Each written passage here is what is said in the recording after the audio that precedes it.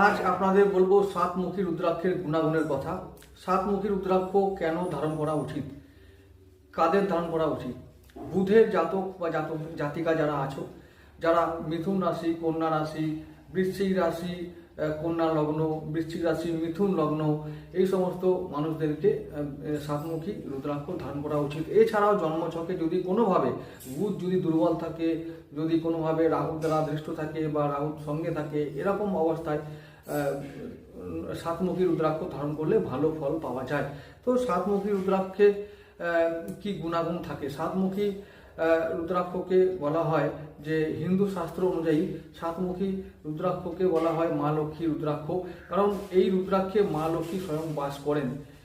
এই রুদ্রাক্ষ ধারণ করলে ধনসম্পদ, প্রতিপত্তি, মান সম্মান, যশ বৃদ্ধি পায়, ব্যবসায় উন্নতি হয়।